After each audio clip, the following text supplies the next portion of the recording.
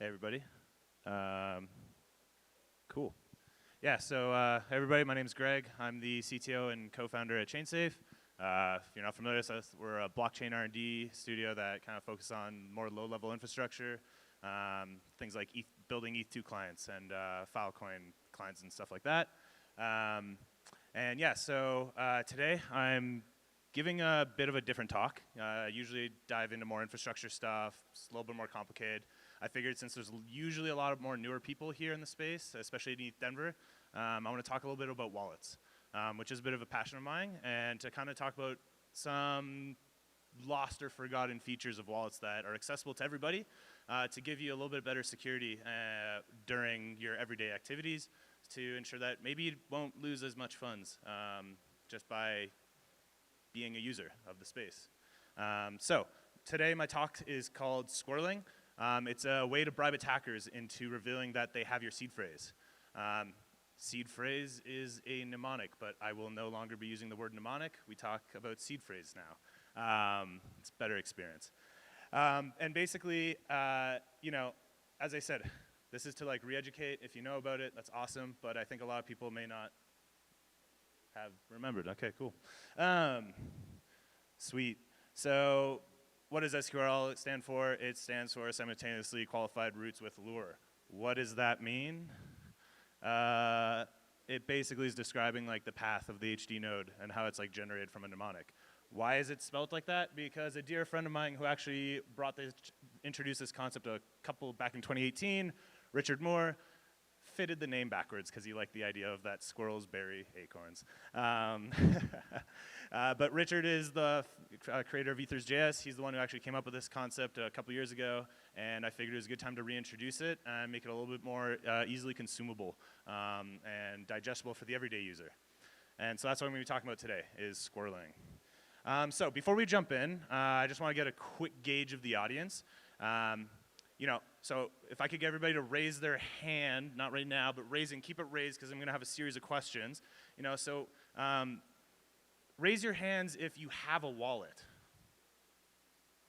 All right, you guys all failed the first test of OPSEC. Congrats. Keep it up, keep it up, keep it up, keep it up. We're not done, we're not done.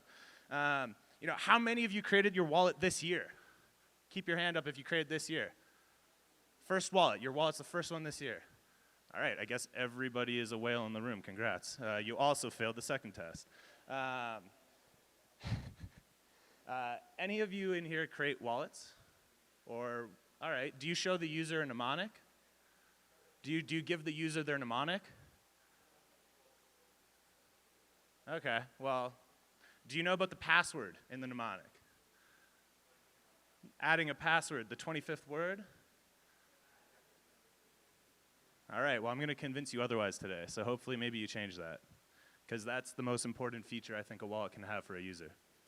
Basically, let's just talk about wallets really quick. Right? We've got like, the concepts of hot, cold, and hardware wallets. You know, we've got people talking about, hey, you know, like, why are people throwing 100 ETH on their MetaMask account and then it gets compromised? You know, you should be putting this on a hardware wallet. It's so much more secure, or whatever. Really, a hardware wallet doesn't help you. Because ultimately, at the end of the day, you know, the biggest problem we have is that the weakest link in the entire chain, no matter how good your wallet software is, no matter how good you are at educating your users, the weakest link is always going to be the user. Because the weakest link starts at the secret phrase. It starts at those 24 words, those 12 words that you give your users, and you show to them, and now you're hoping they know how to secure them. You know, I'm not going to get into best practices of securing your words. Some people put it in their sock drawer. Some people put them in, distribute them across multiple different like safety deposit boxes. Some people scramble them. It doesn't really matter how you do it. At the end of the day, that's the weakest link. And that's what we need to protect and educate our users on how to better protect it by using some features that are a little bit more perhaps forgotten. And so,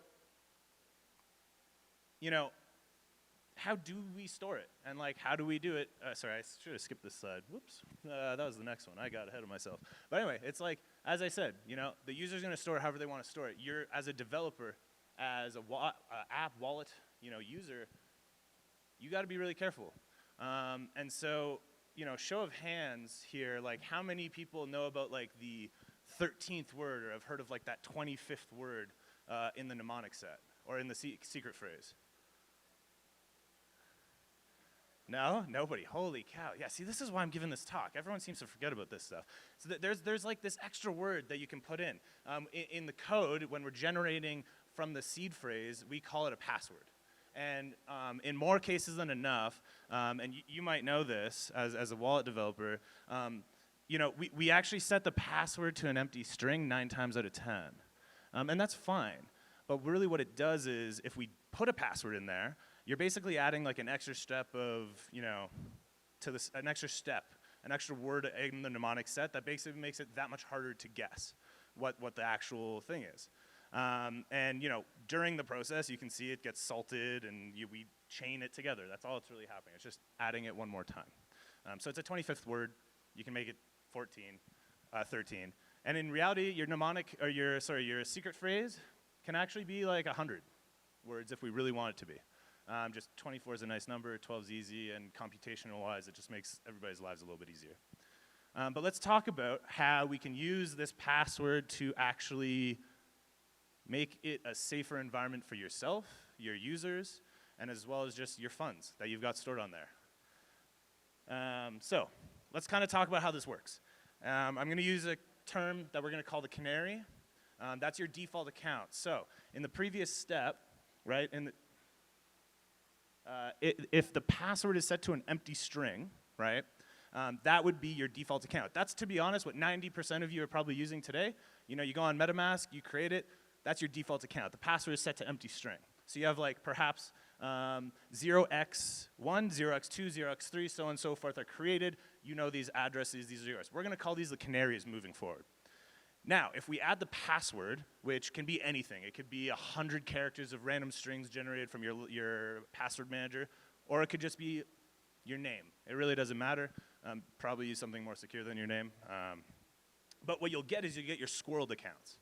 And these ones are going to be completely different. And this is because, you know, that root node that's generated when you go to actually turn your secret phrase into a wallet is different. Like on the curve, it just sits completely different. But this is deterministic. We'll always get the exact same squirreled accounts as long as you're using the same first 24 or 12 words from your default or your canary accounts. So, because we can deterministically generate these every single time, we actually land ourselves in a very unique position here, where you can write these down, you can write your 24 words down, your 12 words, store them away, and then just keep the other one in your head, or store it somewhere completely separate, somewhere nowhere where it's just a word written down on a piece of paper. No one will ever really understand what it's about. And now what we can do is we can use the canary to be, you know, what miners use the canary for, is to make sure in case things were toxic in the mines, you know, the bird would die. But we can do the same thing with the canary accounts. Let's say you put 1 ETH in the canary account. You then put 100 ETH in your squirreled accounts. If someone were to find your mnemonic and drain or sweep your funds, they would only be able to sweep the default canary accounts, because the chances of them brute forcing that extra word, or even wanting to think that they could brute force to find more funds, is like mathematically really high. And I don't want to think about the math there, but it's really, really tough. I mean, like, try brute forcing 24 words today to, you know, get anybody's wallet. It's really difficult. And this is just adding that one step. And that's the benefit of allowing your users, or allowing yourself as a user, to actually just do this. Add that extra word, you get that level of guarantee, that level of safety, that your actual funds won't be compromised maybe as quickly. And what, you know, let's put this into practice, and I'll give you guys a really good example of like how we can use this to defend yourself, which is with this infograph here. So let's imagine somebody steals your recovery phrase, your secret key, your secret phrase. They're gonna go and sweep that account right away. Guarantee you they got bots going, and that'll happen right away, instantaneously. But if you use an email notification service, a text notifications, or EPNS, I really don't care what it is, some service that will give you a notification that your funds you've made a transfer, then what you can do, it's pretty simple. You'll just get a phone call, an email, that'll say, hey, your Canary account just got drained. And you don't have to panic. You don't actually have to panic. There's no like, if you didn't do this setup and you had all your 100 ETH on the default accounts or the Canaries, you'd be panicking because you're done. There's no rollbacks. We're not rolling back the chain just for your account. But you don't have to worry now because, again, can you brute force that extra word? Would they be able to? Probably not. So you can spend the next 24 hours to slowly figure out, okay, what's my key rotation strategy gonna be? How am I gonna get a new mnemonic? What am I gonna do? Figure out why you got compromised, how you got compromised. And then you can rotate all your keys. Hell, you could probably leave the squirreled accounts in there probably for a longer time because I guarantee you they'll discard that mnemonic and not look at it again. But it gives you time. It gives you time to resecure your accounts to ensure that you actually don't lose and take a big hit. And that's the bribe. Put up a little bit of insurance policy in those Canary accounts to incentivize somebody that actually gets your secret phrase to drain it. What does it cost? Here, if you had 100 ETH, how much ETH would you be willing to lose to ensure you don't lose the 100? 10% insurance policy. That's a big insurance policy, and it's worth it. And it's really simple to do. This is a really simple technique, and I really hope wallet users end up nice. Huh. What do we have here? Cool. Cool. And yeah, that's it. It's really simple. It's a really simple thing to do that will greatly improve the quality of how you do things. Let's talk about just like how and where you can use this.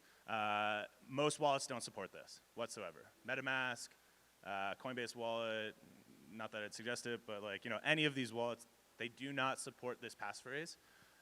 Why? Because I think it was considered an advanced feature back in the day. And I think, we need to stop thinking that like pro advanced features are scary, and we need to start educating. Because it's a really simple thing to add. Ethers, Web3.js, which we develop, we all support it. As a developer, if you're using any of our libraries, you can simply just jump on in, add that passphrase, give your users that level of assurance, or yourself. Ledger, Trezor, Lattice, they all support it.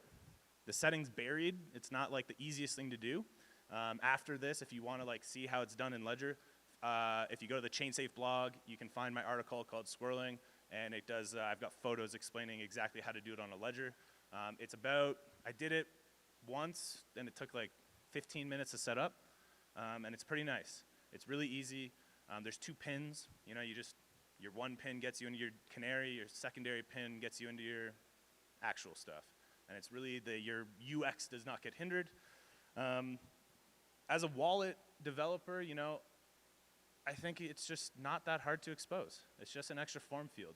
Now, obviously, you got to be careful about how you're securing it and like the state storage, but really consider adding it because I think this is something that'll help a lot of people not get drained, especially when they're, accidentally paste your mnemonic in some NFT airdrop because, ha ha ha, they got you, but they won't get all your stuff, right? And that's what matters.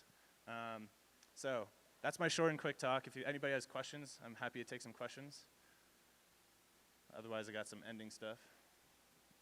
Yes. Hold up. Let me give you the mic.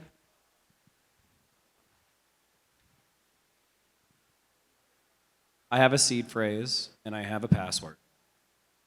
Now you're setting up a second account with just the seed phrase with no password to create a Canary account because the first one's squirreled? No? No, sorry. Yeah, maybe that wasn't well defined.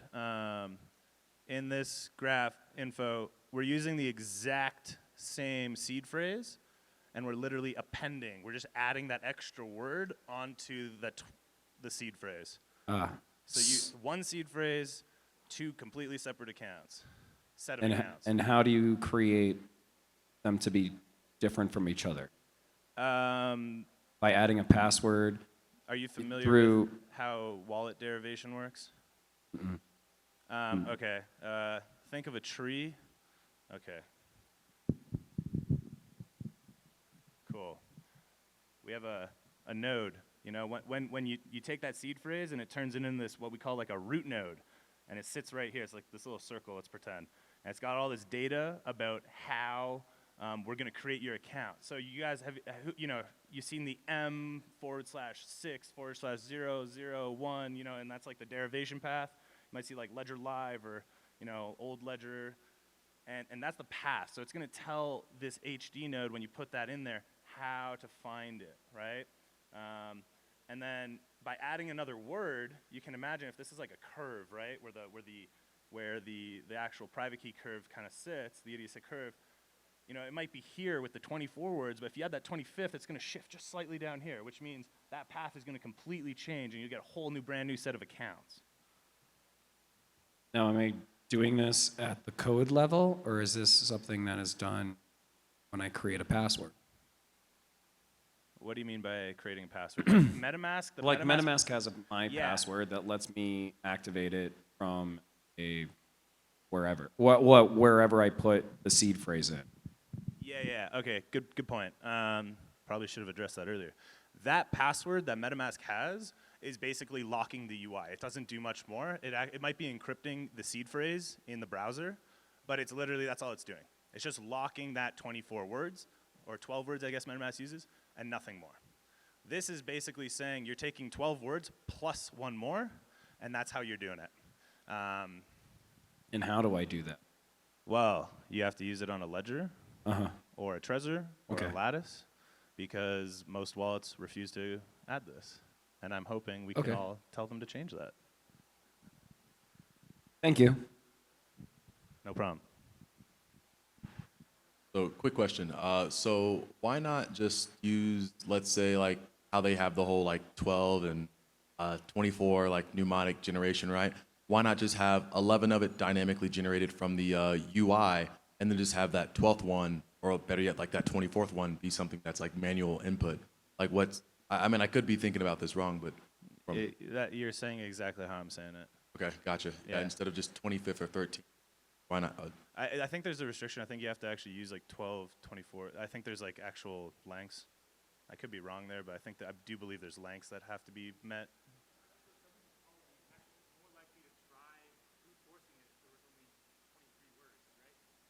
That's the other thing. Yeah, I mean, brute forcing is like really hard. They're not just like 20, like more along the lines of, instead of it dynamically generating all 24 characters, you instead just have the end user just create their own I 24th. see what you're saying. Yeah. I see. You're basically saying, hey, wallets won't adopt this, so I'm just going to remove the 24th word and only input the 23. You can't. They do hard checks on 12, 24. Yeah, I wasn't sure. I was just asking. No. Good question though. Gotcha. They do hard checks. Oh, okay, gotcha. Yeah. Yes. Last question. Hi, Greg. So on the slide where it showed like the attacker stealing the funds, presumably the person holding the account is taking some steps to like even the Canary account, like keep it really safe. But then somehow an attacker gets a hold of it. And so I just don't quite understand like what's the mechanism that prevents the attacker from getting a hold of the SQRL account?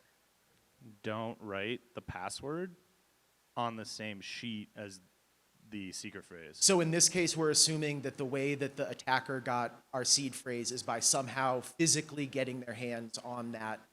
Or you copy pasted it somewhere. Maybe you threw it up on, Google Drive, like some folks we know about from 2 weeks ago that lost a lot of money.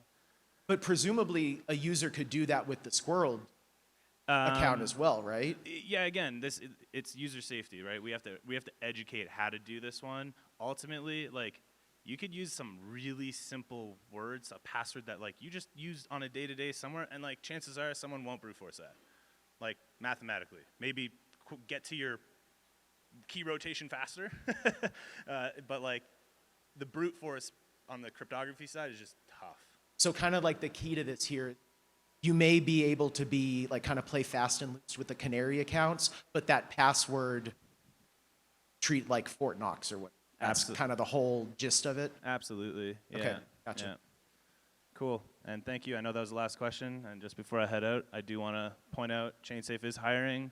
We work across an amazing stack of JavaScript, Rust, and Go, amongst other things. And we do work on an incredible amount of projects. Web3.js, I'm sure if you develop, you know it. Lodestar, Gossamer and Polkadot, Forest and Filecoin, Mina. And we have a gaming SDK in Unity that you should try out. We'll be at Castle all weekend. If you need any questions, find somebody in the lovely yellow hoodie. Thank you all.